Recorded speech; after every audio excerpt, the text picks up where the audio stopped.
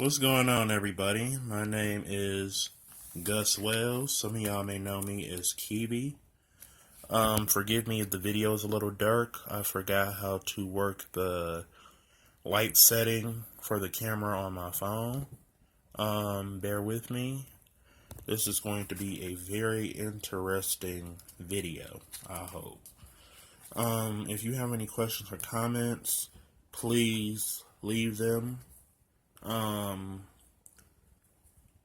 about to talk about the Triple D, Double D deck.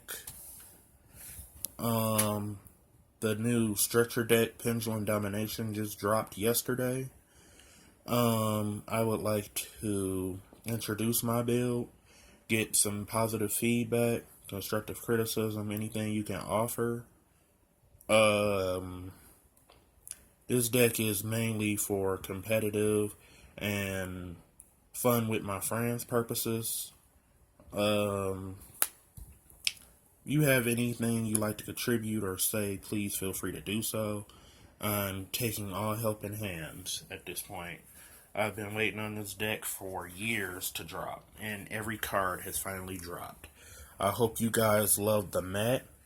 The Four Horsemen of Apocalypse, Storm, Psylocke, Magneto, Archangel, and Apocalypse himself versus the Stafford Q-Coast and the beautiful Jean Grey.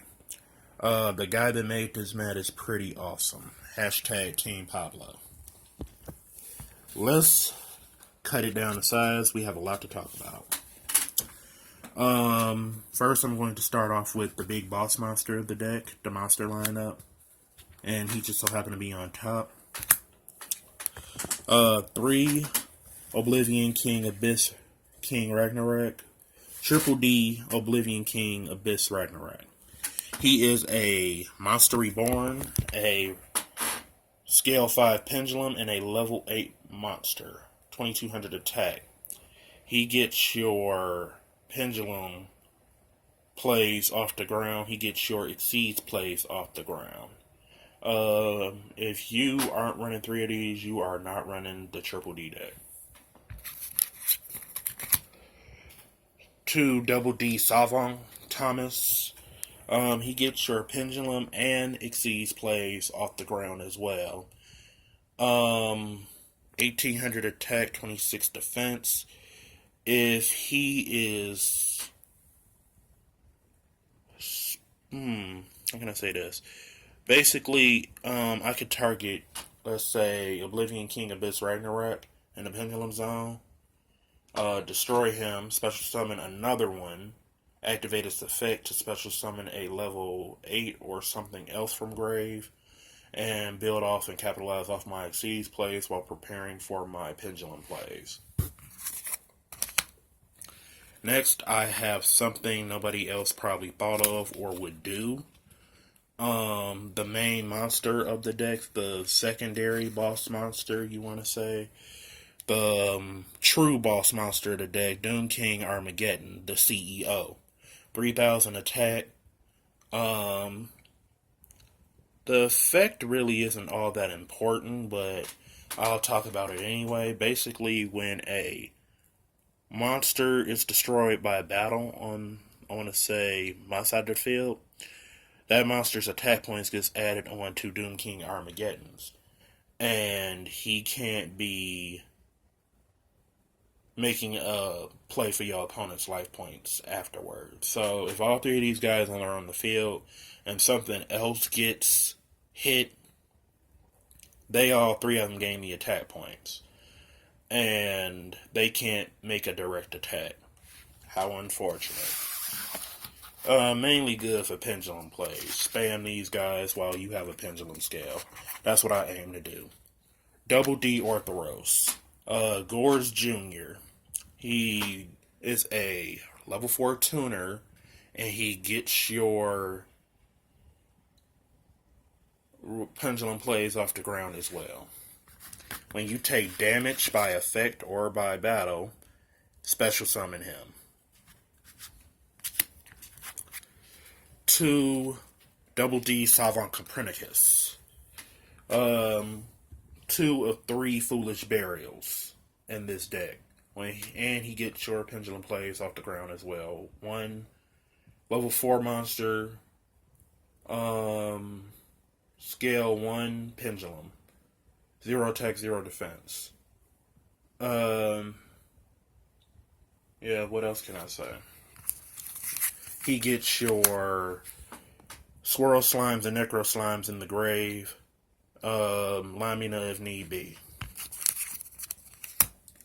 Next, I have the MVP of this deck. 2, 3, Double D, Savant Kepler. He searches your dark contracts. Mainly dark contract with the gate. Forgive me for my shaking, forgive me for my lighting. Yeah, and he's a scale 10 pendulum. He help you get your pendulums off the ground as well. I run personally 2 Double D Lamina. I'm not going to follow what everybody else is doing. Yes, this card has a great effect. You can pitch 1 Dark Contract or 1 Double D monster or Triple D monster you control from your hand or field to the grave to special summon this card from hand or grave. However, it will not work if you do it with pendulums because the monster does not go to grave. It goes to your extra deck. I repeat, the monster does not go to grave. It goes to extra deck. Please do not try that slick stuff. This is a Glow Up Bulb, level 1 tuner, mainly used to get your Siegfried plays, your Formula Synchron plays, and your Shooting Star Dragon plays if you nasty.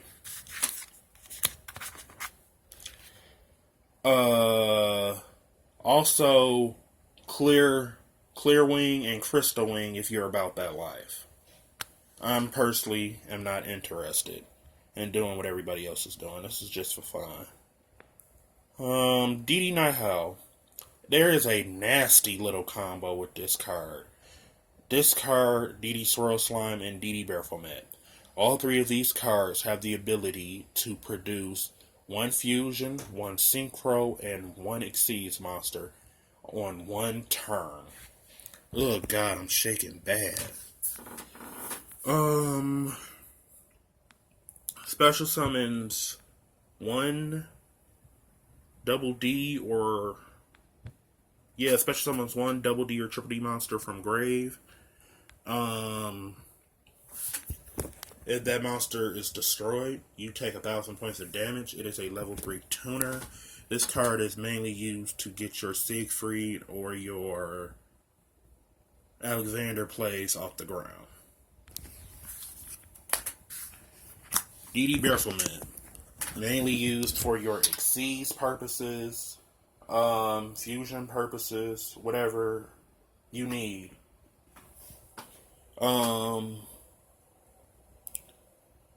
This is part of the 3-card combo, the 3 deadliest cards. DD Swirl Slime, DD Nighthowl, and DD Baphomet. He can change levels, and after that, don't expect to summon anything else unless it's a Fiend type or a Double D or Triple D monster. 1,400 attack, 1,800 defense.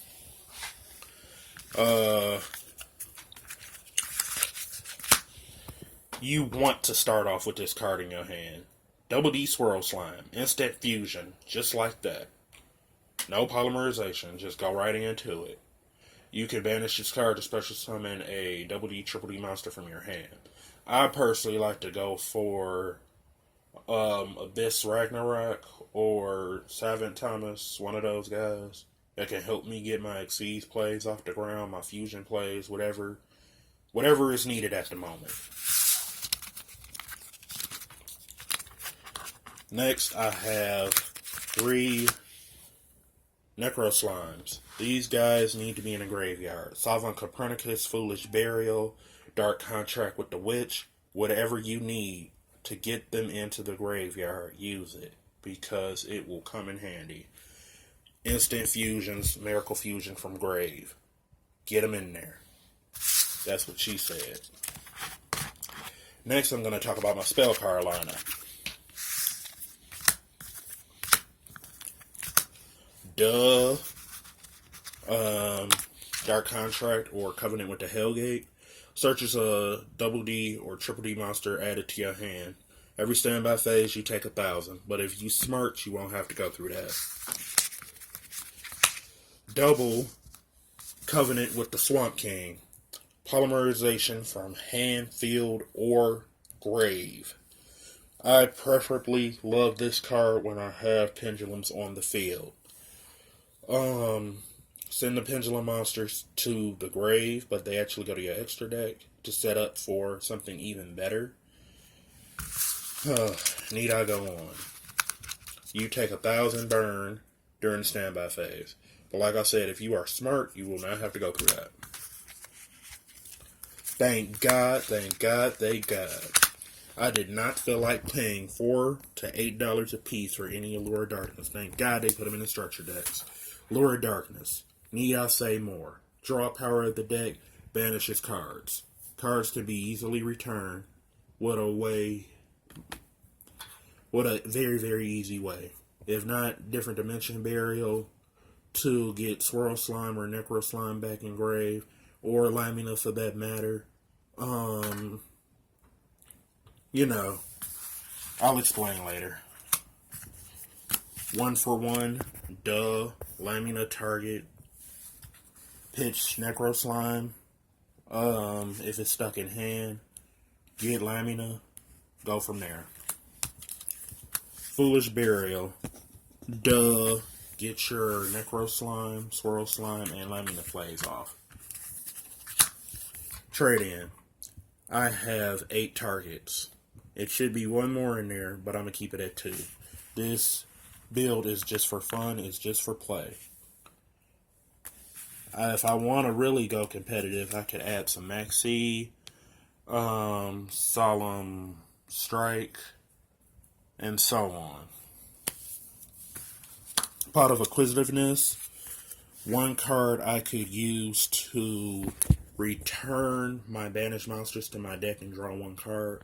It has its advantages. I prefer this card over Upstart personally because I'm helping me and not helping my opponent. Twin Twister. I started to run 2. This build is just for fun so far. It's just practice to see how it works out. But if I don't like it, I'm talking about taking out Pot of Acquisitiveness and replacing it with the second Twin Twister. Hopefully it can work out to that advantage.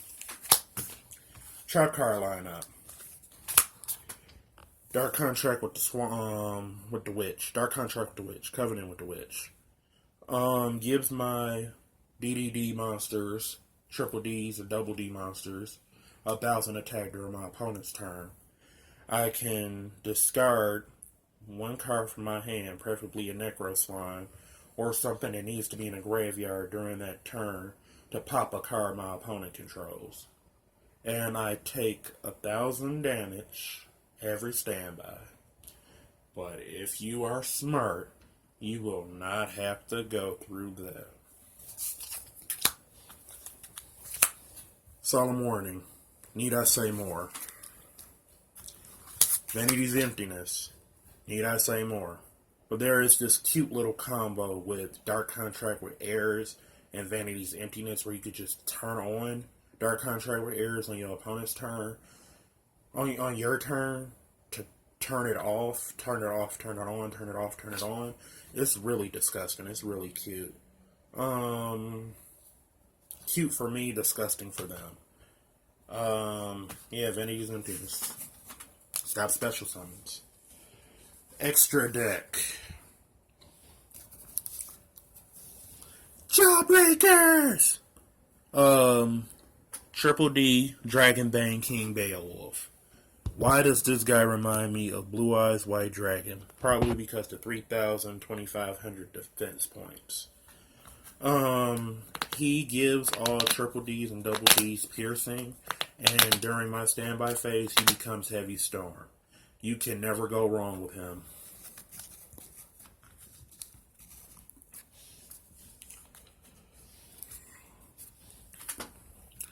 Um, Triple D, Wave Oblivion King Caesar.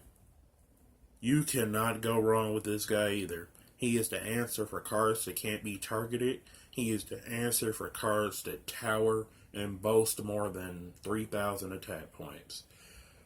As much as I love Chaos Max Dragon, I play that card faithfully.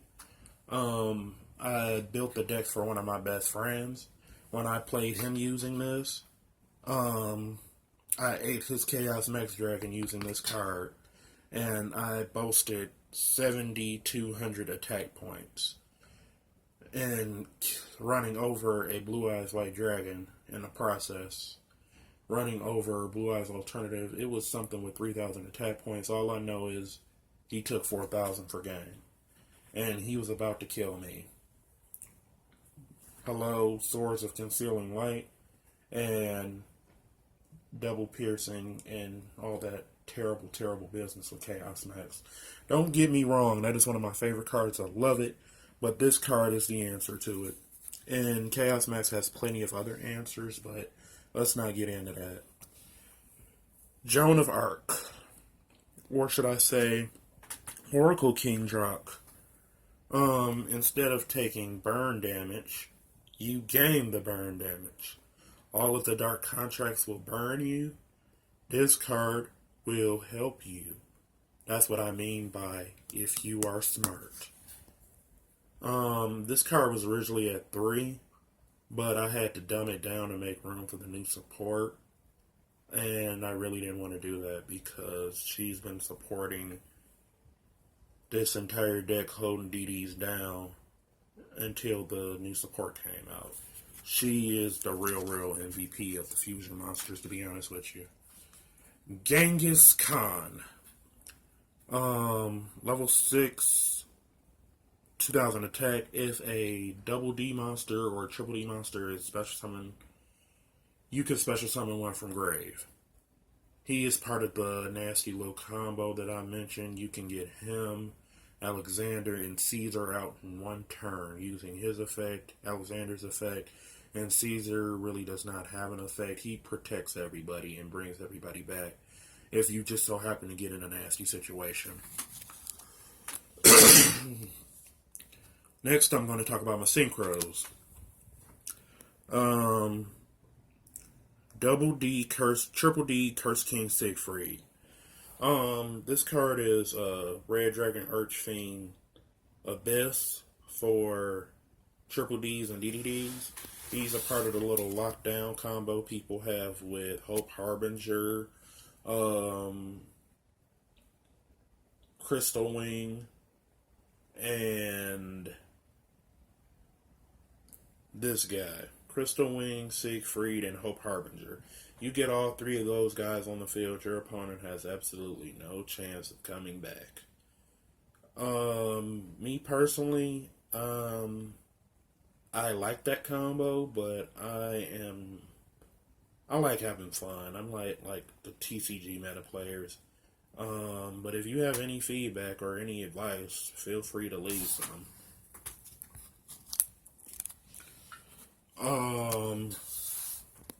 Triple D Gust King Alexander.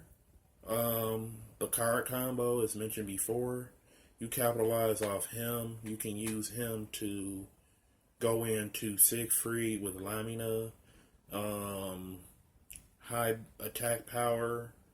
Higher attack power of Dark Witch of the Contract that's on the field. Dark Contract with the Witch. Yeah, just terrify the hell out of your opponent. Formula Synchron. The last Synchro monster of this extra deck. I personally am thinking about putting Starlight Road and Stardust Dragon, incorporating them both into this deck, and then incorporating a Shooting Star Dragon. I don't run that many tuners. I think I run just 3 tuners. Hold up, no, 4 tuners. So that would be kind of pointless. I could put it in here just for fun reasons, like fun with my friends and goofing around and things like that.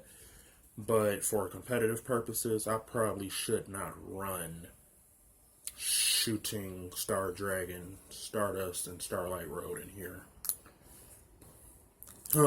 King Caesar. How you doing? Short, just like Caesar and everything. They really captured the concept of these cards. Love all the artwork. Caesar protects everybody. If everybody is destroyed, detach, everybody comes back. But you take 1,000 damage for each monster brought back, which is why I think Oracle King Drock should be on the field at that time. And he's destroyed, you get 1 Dark Contract from deck.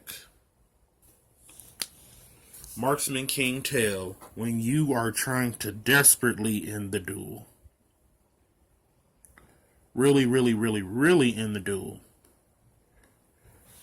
Use him because he inflicts damage. Use him. Get him out of the way.